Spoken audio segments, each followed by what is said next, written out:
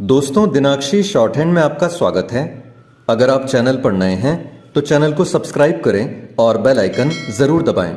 इस डिक्टेशन की advance outlines और वाक्यांश आप हमारे पेड बैच से प्राप्त कर सकते हैं। हमारे पेड बैच में आपको प्रतिदिन सभी डिक्टेशंस की एडवांस आउटलाइंस और वाक्यांश दिए जाते हैं और कुछ ऐसी डिक्टेशंस जो केवल पेड मेंबर्स को ही प्राप्त होती हैं। हमारे पेड बैच को ज्वाइन करने के लिए और बैच के बारे में संपूर्ण जानकारी प्राप्त करने के लिए आप डिस्क्रिप्शन बॉक्स में दिए गए मोबाइल नंबर पर व्हाट्सएप कर सकते हैं। इस डिक्टेशन की डेमो आउटलाइंस आप हमारे टेलीग्राम ग्रुप से प्राप्त कर सकते हैं। तो चलिए डिक्टेशन को स्टार्ट करते हैं। डिक्टेशन 5 सेकंड बाद स्टार्ट होगी। Ready, start. भाजपा के खिलाफ विपक्षी दलों को एकजुट करने की पहल किस तरह क्षेत्रीय दलों की प्राथमिकताओं से टकरा रही है, इसका पता आम आदमी पार्टी के प्रमुख अरविंद केजरीवाल के इस कथन से चलता है कि पटना में होने जा रही बैठक में सबसे पहले उस अध्यादेश पर चर्चा हो जो दिल्ली सरकार की सेवाओं को लेकर केंद्र सरकार लाई है। केजरीवाल चाह रहे हैं कि कांग्रेस समेत सभी विपक्षी दल इस अध्यादेश का विरोध करें, लेकिन कांग्रेसी नेता इसके लिए तैयार नहीं दिख रहे हैं क्योंकि दिल्ली और पंजाब में उनका मुकाबला आम आदमी पार्टी से है।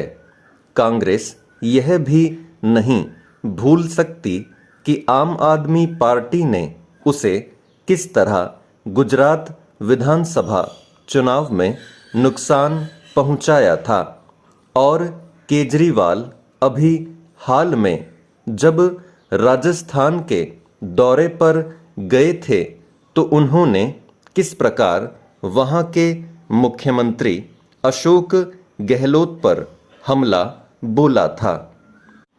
इसकी भी अनदेखी नहीं की जा सकती कि तृणमूल कांग्रेस की प्रमुख ममता बनर्जी यह कह चुकी हैं कि वह बंगाल में कांग्रेस का समर्थन नहीं करेंगी क्योंकि यहाँ यह दल माकपा का दास है।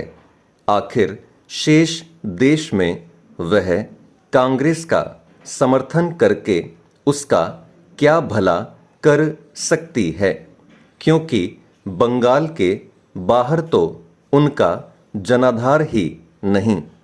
तृणमूल कांग्रेस की तरह कुछ और क्षेत्रीय दल भी यह चाह रहे हैं कि विपक्षी एकता के नाम पर कांग्रेस कम से कम सीटों पर लोकसभा चुनाव लड़े और हो सके तो उनके राज्यों से दूर ही रहे।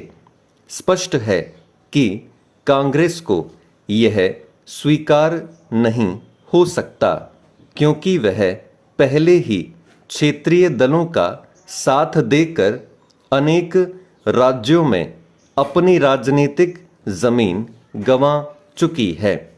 जब कर्नाटक विधानसभा चुनाव के बाद कांग्रेस को लग रहा है कि वह अपने खोए हुए जनाधार को फिर से हासिल कर रही है, तब क्षेत्रीय दल उसे सीमित करने की कोशिश कर रहे हैं। समस्या केवल इतनी ही नहीं है, समस्या यह भी है कि क्षेत्रीय दल केवल मोदी हटाओ एजेंडे के तहत एकजुट होने की कोशिश कर रहे हैं। वे न तो कोई वैकल्पिक एजेंडा पेश कर पा रहे हैं और न ही महत्वपूर्ण विषयों पर अपना राष्ट्रीय दृष्टिकोण प्रदर्शित कर पा रहे हैं। राष्ट्रीय हितों के स्थान पर वे क्षेत्रीय हितों को अधिक प्राथमिकता दे रहे हैं। उनके पास इस प्रश्न का भी उत्तर नहीं कि वे अपने राज्यों से बाहर कांग्रेस या फिर अन्य किसी दल की सहायता कैसे कर पाएंगे।